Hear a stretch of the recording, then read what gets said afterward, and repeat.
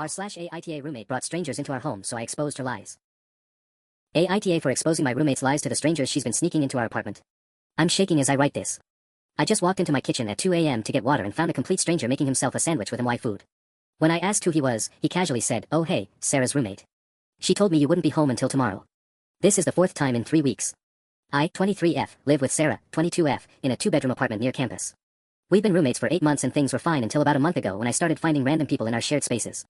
The first time, I came home from my evening job to find some guy I'd never seen before watching Netflix on our couch. Sarah introduced him as a friend and said he was just hanging out. Weird, but whatever. Then it happened again. Different guy, same story. This time he was showering in our bathroom at 7 a.m. when I was trying to get ready for class. Sarah acted like it was totally normal and got annoyed when I said I needed advance notice about overnight guests.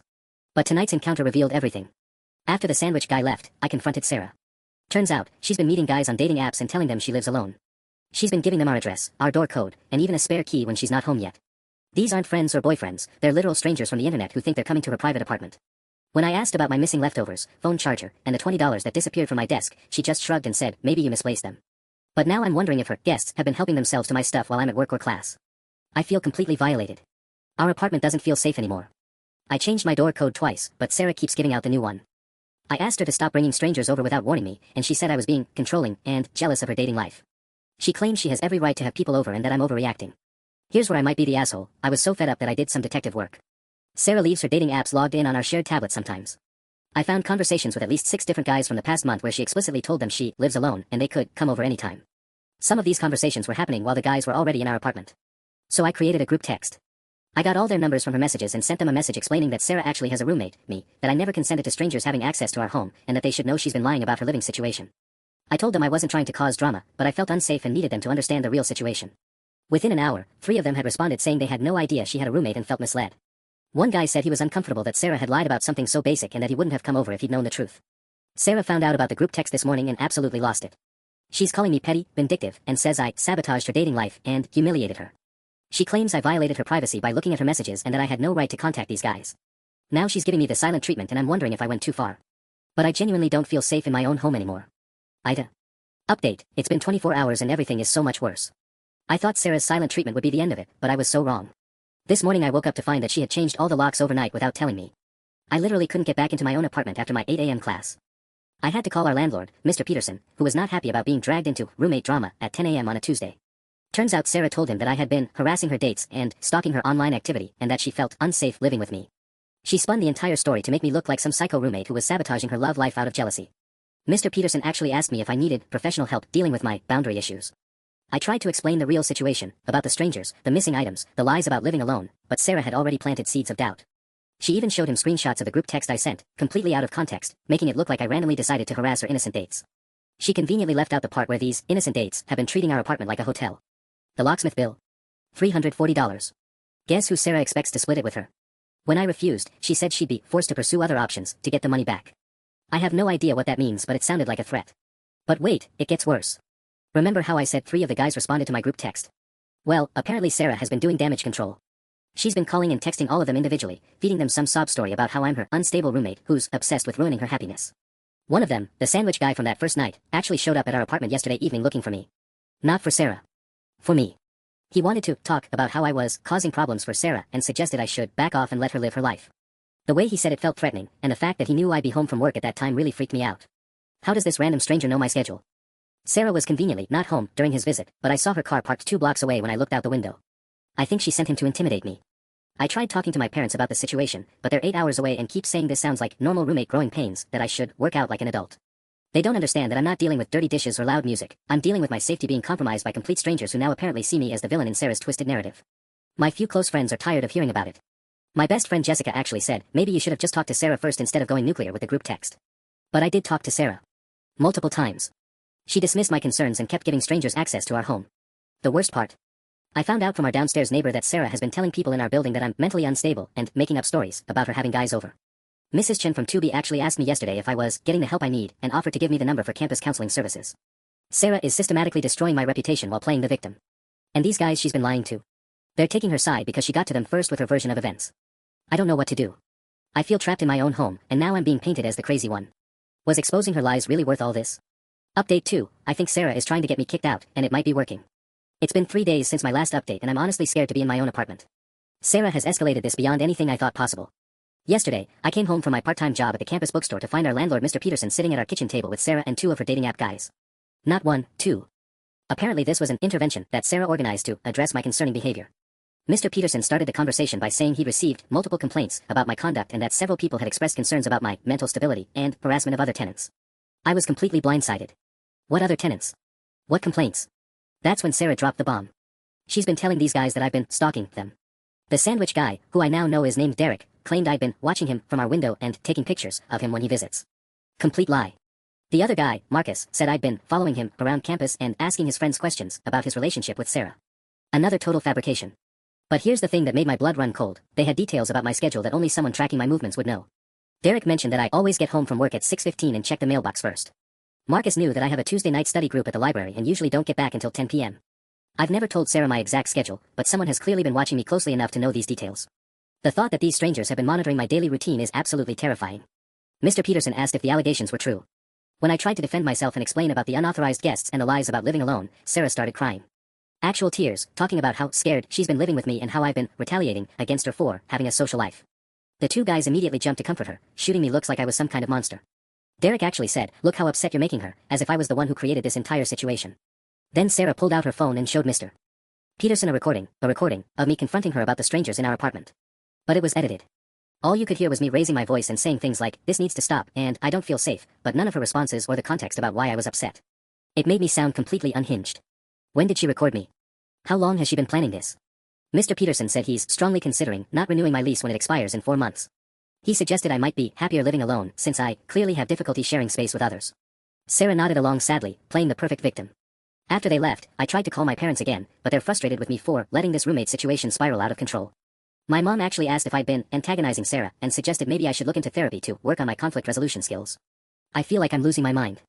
Everyone believes Sarah's version of events, and I'm starting to doubt my own memory of what happened. Did I overreact? Am I the problem here? But then I remember that first night, standing in my kitchen at 2 a.m. with a complete stranger eating my food, and I know I'm not crazy. The problem is proving it when Sarah has turned everyone against me. I'm documenting everything now, taking photos of my belongings, recording dates and times when I come and go, even considering installing a hidden camera in my room. Is this what my life has become? 4 months suddenly feels like forever.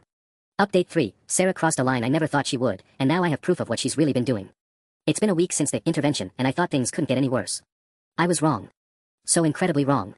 I started sleeping with a chair wedged against my bedroom door because I kept hearing people moving around the apartment at night. Sarah claimed she wasn't having anyone over anymore, but I knew I wasn't imagining the voices and footsteps. So I finally broke down and bought a small security camera for my room, not to spy on anyone, just to make sure no one was going through my stuff while I was at class or work. Best decision I ever made.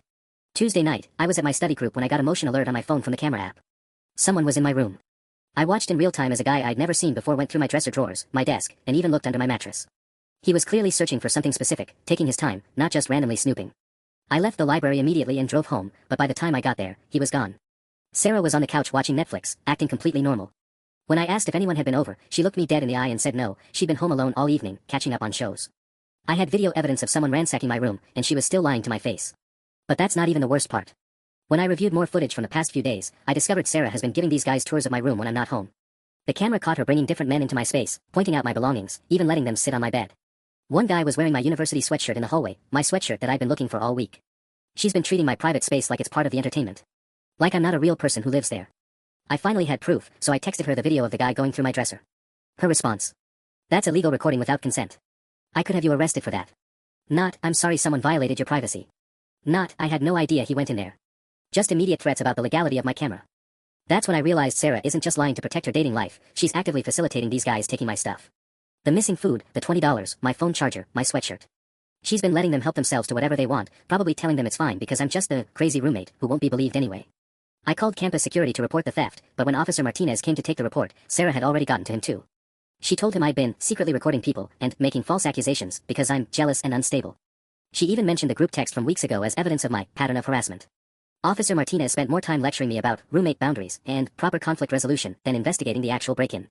He suggested I speak with the campus mediation services instead of filing a police report because this seemed like a civil roommate dispute rather than a criminal matter.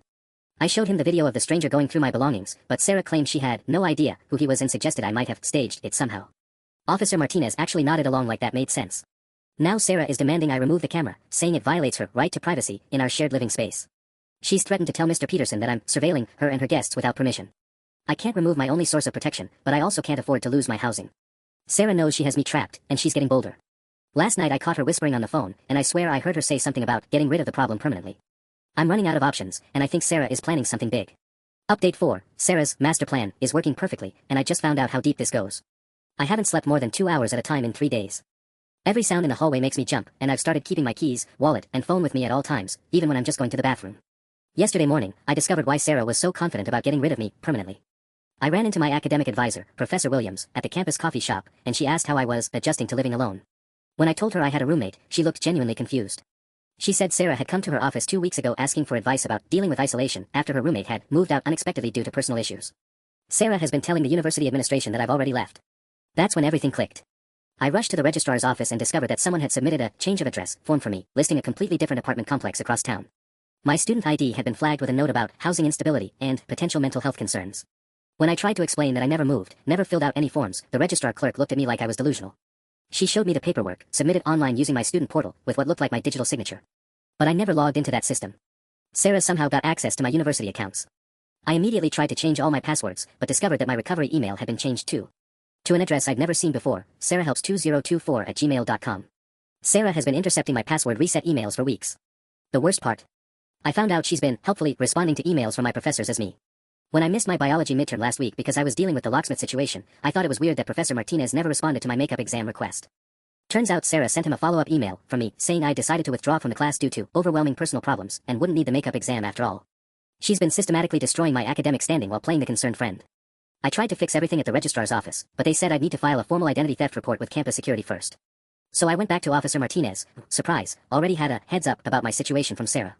She'd contacted him that morning expressing concern that I might make false claims about my accounts being hacked because I was struggling to accept responsibility for my academic troubles. Officer Martinez asked if I'd been experiencing memory issues or confusion lately.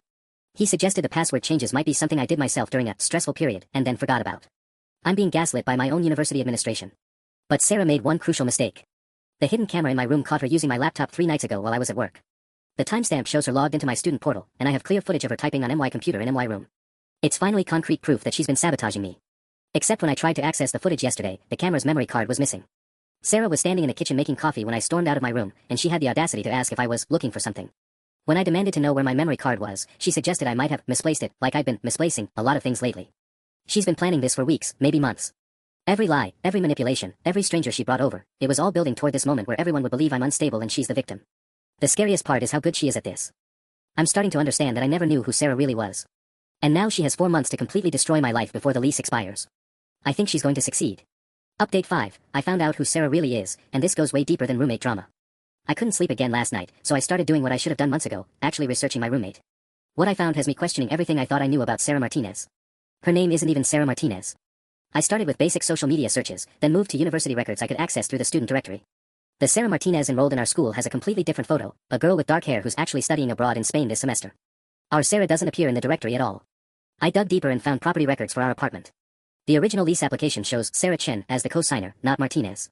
When I searched that name, I found 3 different Facebook profiles for Sarah Chen in our city alone, all with the same profile picture as my roommate, but completely different friend lists and backgrounds. My roommate is using multiple identities. This morning I decided to take a risk. I waited until she left for her psychology class, which I now doubt exists, and searched her room. I know it was wrong, but I needed answers. What I found in her desk drawer made my blood run cold. IDs. Multiple driver's licenses and student IDs, all with her photo but different names, Sarah Martinez, Sarah Chen, Sarah Williams, Sarah Thompson. All from different states, all issued within the past 2 years. There was also a notebook filled with what looked like character profiles, detailed backgrounds for each identity, including fake family histories, former addresses, and even made-up childhood stories. Under the fake IDs was a folder labeled Roommates in her handwriting. Inside were printed screenshots and notes about other girls, not just me.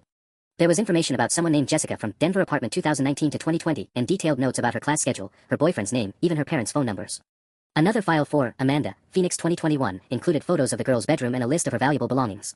At the bottom of the stack was a page titled Removal Strategies, with bullet points like academic sabotage, social isolation, credibility destruction, and financial pressure. Each strategy had subnotes with specific tactics. This isn't her first time doing this to someone. I took photos of everything with my phone, but my hands were shaking so badly that some came out blurry. As I was putting everything back exactly where I found it, I heard her keys in the door. I barely made it to my room in time. Sarah called out, "Hey roomie, how's your day going?" in that fake sweet voice she's been using since this whole thing started. Like she wasn't systematically destroying my life. Like she wasn't a complete fraud living under a stolen identity. I tried to act normal, but I kept thinking about those other girls. Jessica from Denver. Amanda from Phoenix. What happened to them? Did they go through the same gaslighting, the same isolation, the same slow destruction of their lives? Did anyone believe them when they tried to get help? The worst part is realizing how calculated this all was from day one. Sarah didn't randomly decide to start bringing strangers over, she was testing my boundaries, seeing how far she could push before I'd fight back. The lies about living alone weren't just about her dating life, they were about maintaining control over the narrative when I inevitably complained. She's been playing a long game, and I walked right into it. Now I'm sitting here with evidence that my roommate is basically a con artist, but who's going to believe me? I'm already painted as the unstable, jealous roommate who makes up stories. If I try to tell anyone that Sarah is living under multiple fake identities, I'll sound completely paranoid. But I have to try something. Those other girls deserve justice, and I can't let her do this to whoever comes next. I just hope I can expose her before she completely destroys my life. Update 6. I tried to expose Sarah's fake identities and it backfired spectacularly. Now I think I'm in actual danger, asterisk asterisk. I made a huge mistake. I was so focused on proving Sarah was a fraud that I didn't think through how she'd retaliate. This morning, I took my evidence to Dean Roberts at the Student Affairs office. I brought printed screenshots of the fake IDs, the roommate files, everything I'd photographed in her room. I thought surely the university would have to investigate once they saw proof that someone was enrolled under a false identity. Dean Roberts listened patiently as I explained about the multiple names, the removal strategies, document, the evidence that Sarah had done this to other girls in different cities.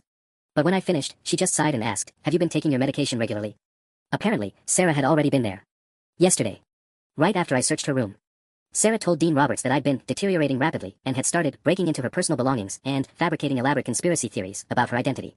She brought documentation showing that she's been so concerned about my mental health that she's been in contact with campus counseling services trying to get me help. When I insisted the IDs were real, Dean Roberts gently explained that photo editing apps make it very easy to create convincing fake documents and that my paranoid delusions about Sarah being some kind of professional con artist were clearly a cry for help. She suggested I take a medical leave of absence to focus on my mental health before things got worse. The photos on my phone. When I tried to show them to Dean Roberts, half were corrupted and the rest were too blurry to make out any details. Sarah must have done something to my phone when I wasn't looking. I left the dean's office feeling completely defeated, but that was nothing compared to what I found when I got home. Sarah was sitting at our kitchen table with Mr. Peterson and a woman I'd never seen before who introduced herself as Patricia Wong from Adult Protective Services. They were having coffee like old friends, discussing intervention strategies and safety protocols. Sarah had filed a report claiming I was a danger to myself and potentially others. She told them I'd been stealing her personal documents and creating fake evidence to support my paranoid fantasies. The APS worker said someone matching my description had been harassing young women near campus, asking invasive questions about their living situations and roommates. More of Sarah's handiwork.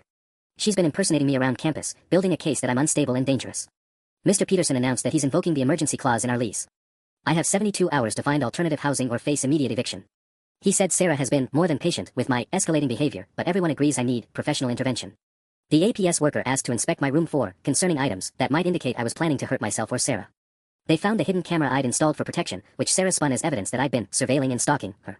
They also found the printed screenshots I'd made of her fake documents, which she claimed were fabricated evidence I'd created to justify my harassment campaign.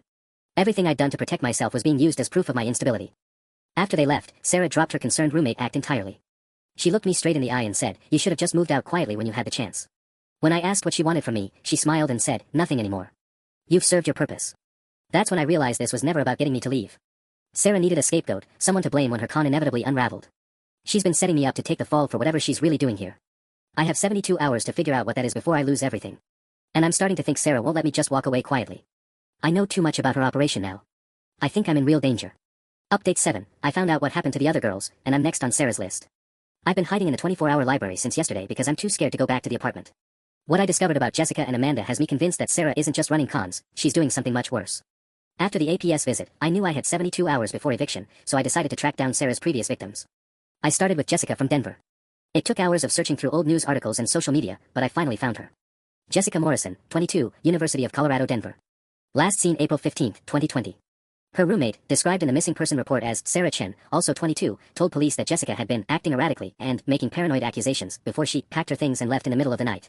The police report noted that Jessica's family insisted she would never leave without contact, but her roommate provided text messages showing Jessica's declining mental state and her decision to start fresh somewhere new. The messages looked exactly like the academic emails Sarah had been sending as me. Jessica Morrison was never found. Amanda Torres from Phoenix was easier to track down, and what I found made my hands shake so badly I could barely type. Amanda didn't disappear, she was found dead in her apartment in March 2021. Apparent suicide. Her roommate, Sarah Williams, told investigators that Amanda had been struggling with severe depression and paranoid delusions and had recently started making wild accusations about people trying to hurt her. The news article mentioned that Amanda had been found with a suicide note on her laptop, but her family disputed its authenticity. They said the writing didn't sound like Amanda and that she'd recently called them saying her roommate was stealing her identity and setting her up for something. Police dismissed the family's concerns as grief-related denial. I spent the rest of the night searching for any other Sarah roommate situations and found 2 more cases. Both girls had similar stories: mental health decline, paranoid accusations against their roommates, and then either disappearance or death. In every case, Sarah was the sole witness and had documented evidence of the victim's deteriorating state. Sarah isn't just a con artist. She's a predator who targets vulnerable college students, isolates them, destroys their credibility, and then... I don't even want to think about what comes next. This morning I tried calling Jessica's family in Colorado. Her mother, Mrs. Morrison, broke down crying when I described my Sarah Martinez. She said the description matched her daughter's roommate perfectly, and that Jessica had called home frantically the week before she disappeared, saying someone was trying to steal her life, and that no one believed her. Mrs. Morrison begged me to go to the police immediately, but when I called Detective Hayes at the local precinct, Sarah had already contacted them too. She'd filed a report yesterday claiming I'd been making threatening phone calls to random families and impersonating missing persons to support my delusions. Detective Hayes was polite but firm. He said several people had called about my concerning behavior, and that I should seek mental health support before I hurt someone or got myself in serious trouble. Even when I'm trying to expose her, Sarah stays 3 steps ahead. But I did find one thing that gives me hope. Amanda's brother in Phoenix said their family kept all of her belongings, including her laptop. The police only looked at the suicide note, but never did a full forensic analysis. He said if I could provide evidence that Sarah was using multiple identities, he'd pay for an independent investigation. I have something Sarah doesn't know I have. The original photos from her room are backed up to a cloud account she can't access.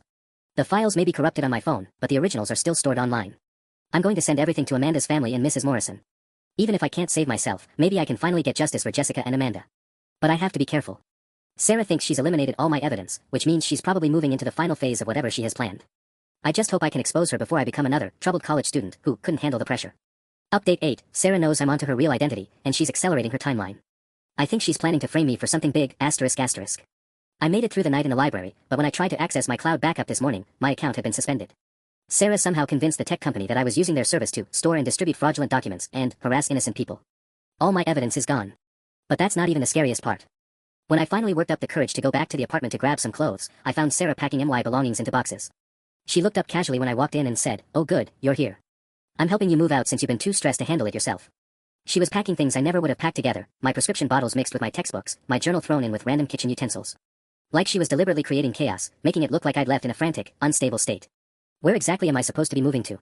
I asked, trying to keep my voice steady. Sarah smiled that cold smile I've been seeing more and more lately. "Don't worry, I've arranged everything.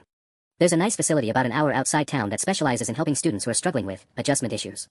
A facility. She was talking about having me committed. That's when I noticed she was wearing my silver bracelet, the one my grandmother gave me that I'd reported missing weeks ago. When I pointed it out, she looked down at her wrist with fake surprise and said, "Oh, this old thing? I've had it for months. Maybe you're thinking of a different bracelet." She was gaslighting me while wearing my stolen jewelry. I tried to call my parents, but Sarah had gotten to them too. My mom answered on the first ring with, "Honey, we got your roommate's message about the treatment center. We think it's a good idea for you to get some help." Apparently Sarah had called them yesterday, crying about how worried she was about me. She told them I'd been sending disturbing messages to strangers online and making threats against people who tried to help me. She said I'd admitted to not feeling safe from my own thoughts and that she'd found a wonderful residential program that could help me get back on track. My own parents think I'm having a breakdown and that Sarah is being a good friend by arranging intervention. When I tried to tell my mom about the fake identities and the other girls, she gently said, "Sweetie, this is exactly what Sarah said you might do, try to blame her for your problems instead of accepting help." Sarah had preemptively discredited anything I might say in my defense. But the worst discovery came when I was grabbing clothes from my dresser. Hidden under my mattress, where I definitely never put it, was a notebook filled with what looked like my handwriting. Page after page of increasingly erratic entries about teaching Sarah a lesson and making everyone see the truth and stopping her before she hurts more people. The entries were dated over the past month, perfectly documenting my supposed descent into obsession and paranoia. The handwriting was good, really good, but I knew I'd never written any of it. Sarah had been forging a diary to support her story about my mental state. The final entry, dated yesterday, was the most chilling. "I can't let her keep doing this to innocent people. If no one else will stop her, I'll have to take care of it myself. She won't expect it because everyone thinks I'm the crazy one. Tomorrow I'll show them all who Sarah really is." It read like a manifesto. Like I was planning to hurt her. Sarah walked into my room just as I was reading it, and her timing was too perfect to be coincidental. She wanted me to find it. "Everything okay?" she asked innocently. "You look upset." I realized then that Sarah wasn't just planning to have me committed or discredited. She was setting me up to look like I'd snapped completely. Whatever she was planning to do next, I was going to be blamed for it. And with my history of harassment and paranoid accusations that she'd so carefully documented, everyone would believe I was capable of violence. I have maybe hours before Sarah's final play. Update 9, I figured out Sarah's endgame, and it's worse than I imagined. She's going to fake her own attack and blame me, asterisk asterisk. I didn't go back to the library last night. Instead, I parked 3 blocks away and watched our apartment building, trying to figure out Sarah's next move. What I saw confirmed my worst fears. Around 11 p.m., Sarah left the building carrying a large duffel bag and got into a car I'd never seen before, a black sedan with tinted windows. But here's the thing, she didn't drive away. The car just sat there in the parking lot for 20 minutes before Sarah got back out, but she looked completely different. Her hair was messy, her clothes were torn, and even from a distance I could see what looked like scratches on her arms. She stumbled back into the building like she was injured, but I had watched her walk out perfectly fine less than half an hour earlier. Sarah was staging evidence of an attack. I waited until 3 a.m., then snuck back into the building using the side entrance that doesn't lock properly. I could hear Sarah on the phone in our apartment, and her voice carried through the thin walls. "No, I don't want to go to the hospital yet," she was saying. "I need to make sure the police see the apartment exactly as she left it. Yes, the diary is still under her mattress. No, I moved all the kitchen knives to her room like we planned.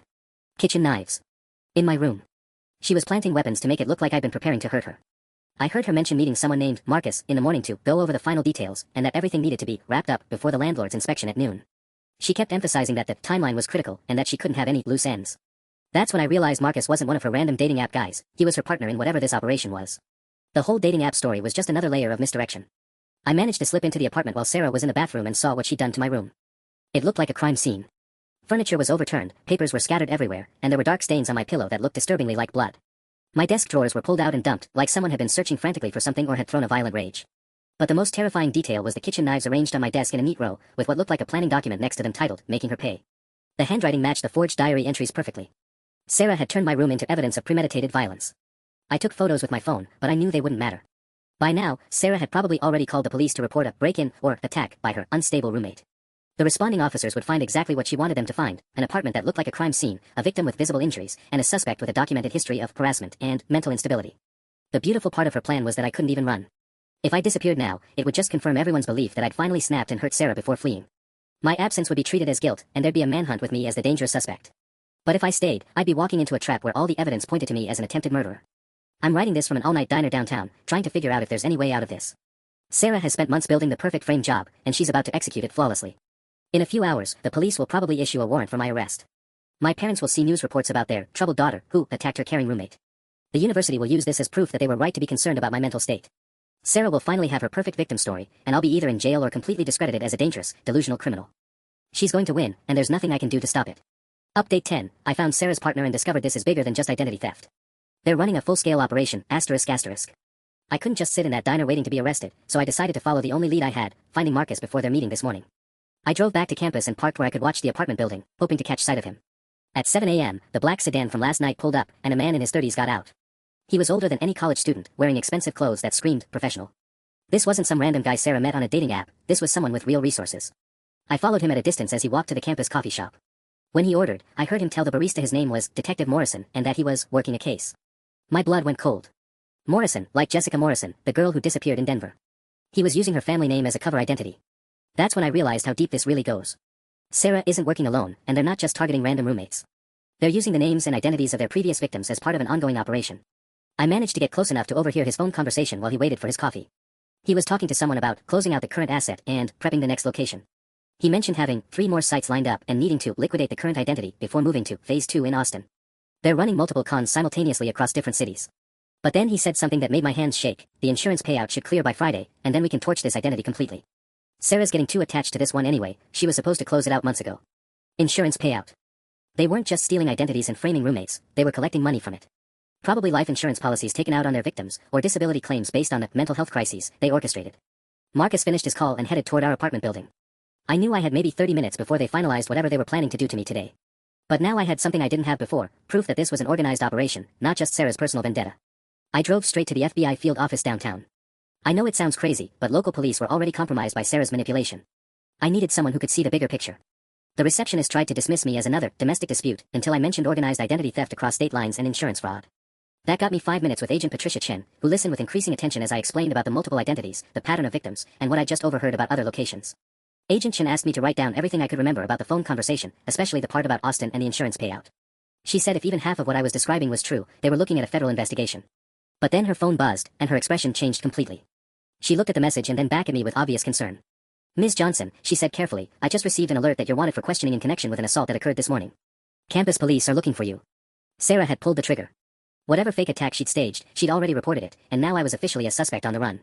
Agent Chen said she couldn't ignore an active warrant, but she also couldn't dismiss the federal implications of what I described. She gave me a choice, turn myself into campus police immediately and hope my story about the larger conspiracy would eventually be investigated, or give her everything I knew right now and trust that the FBI could unravel this before Sarah and Marcus disappeared forever. I'm sitting in an FBI interview room, and they're bringing in specialists from their white-collar crime division. But I can hear sirens outside, and I think campus police have figured out where I am. I just hope I've given Agent Chin enough information to stop Sarah before she ruins another life. Because whether I'm in jail or not, I know she's already planning her next victim. The operation is bigger than I ever imagined, and I might have been the key to exposing all of it. Update 11. The FBI raid found evidence of everything, but Sarah and Marcus are gone, and they left me a message that makes me think this isn't over. Agent Chin kept her word. While I was giving my statement to the white-collar crime team, she had agents execute an emergency search warrant on my apartment. What they found validated every single thing I'd told them, and revealed details that were somehow even worse than I'd imagined. Sarah's room was like a command center.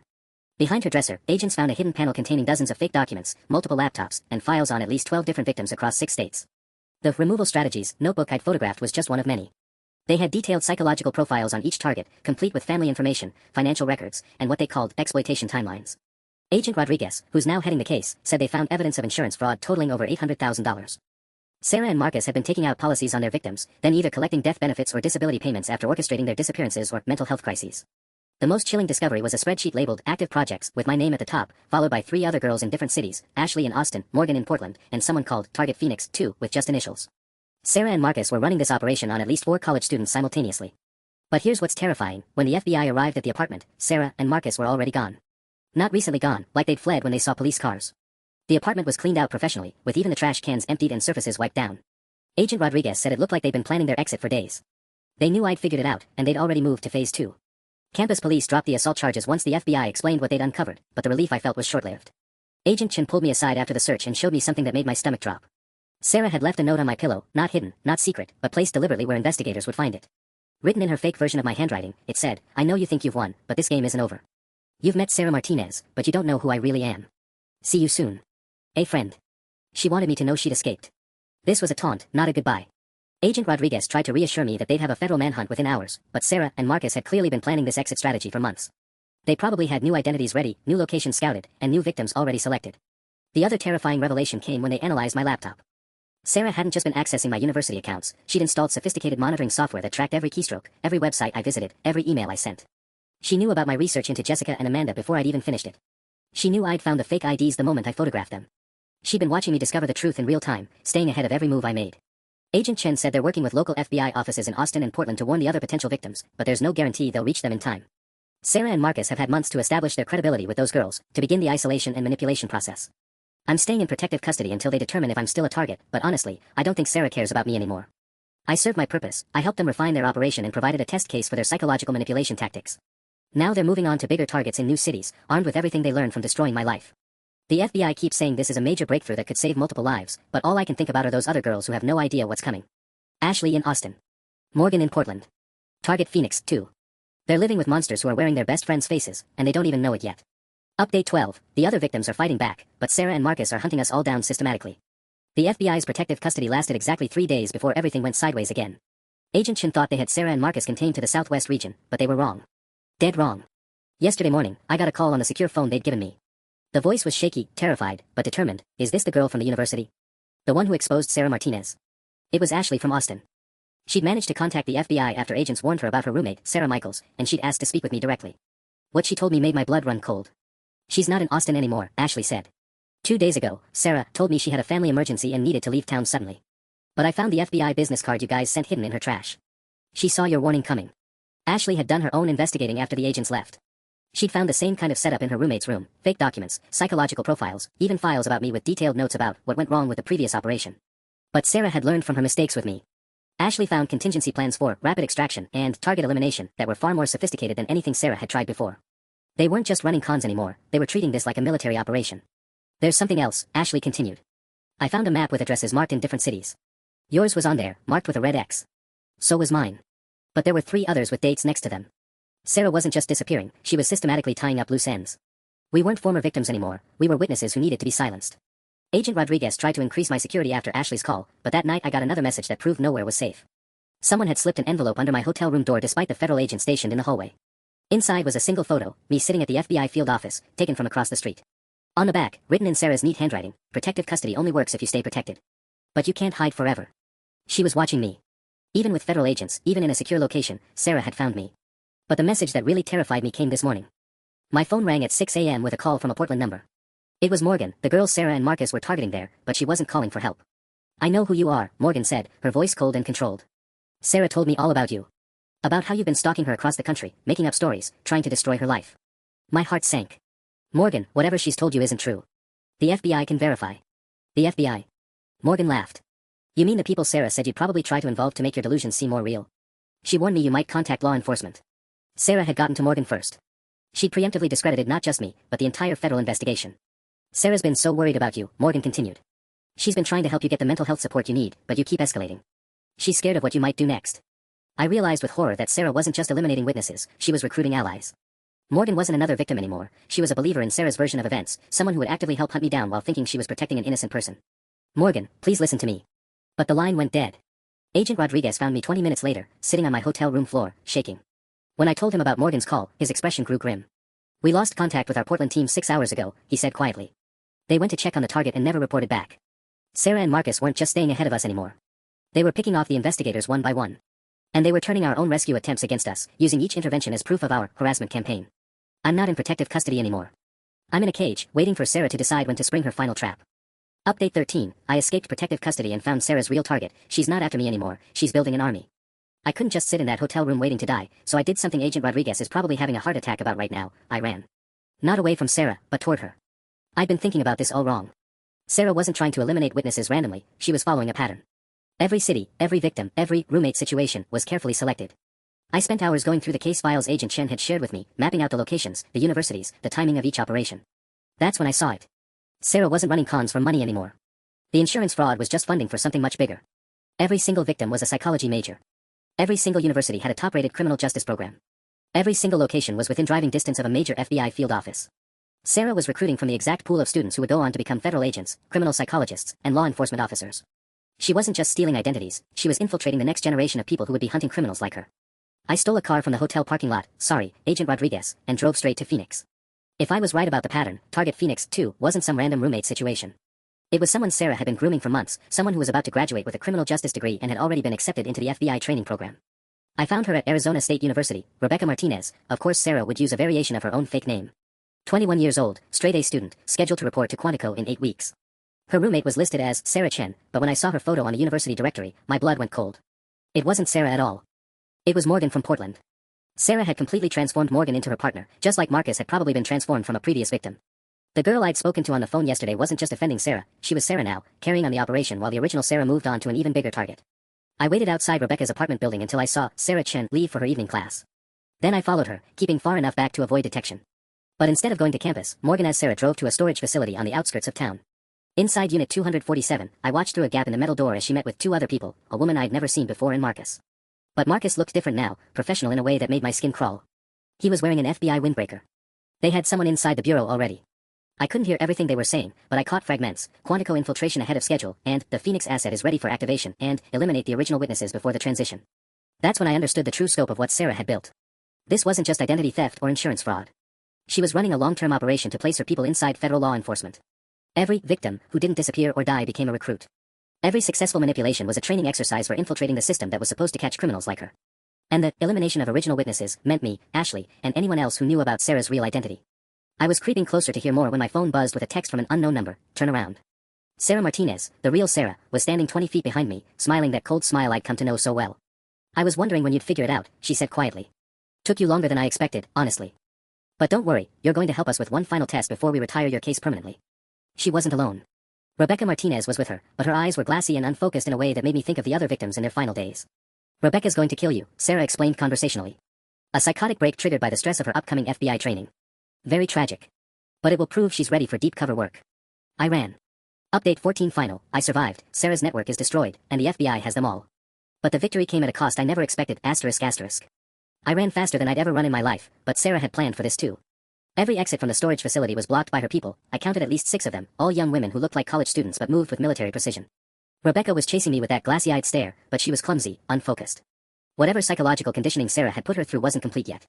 I managed to reach my stolen car and lock the doors just as Rebecca slammed into the driver's side window. That's when I did the one thing Sarah hadn't planned for. I called 911 and put the phone on speaker, then started shouting everything I knew about the operation while driving straight toward the Phoenix FBI field office. This is about federal infiltration. I screamed into the phone. Sarah Martinez has been placing assets inside law enforcement. Agent Marcus Morrison is compromised. They have Rebecca Martinez programmed to kill witnesses. The 911 operator tried to calm me down, but I kept talking, giving addresses, describing the storage unit, naming every victim I knew about. Even if Sarah killed me in the next 5 minutes, there would be a recorded confession of the entire operation. But Sarah made a crucial mistake. She ordered her people to follow me directly to the FBI building, probably planning to claim I was the unstable one having a breakdown. What she didn't know was that Agent Rodriguez had been tracking the stolen car I was driving.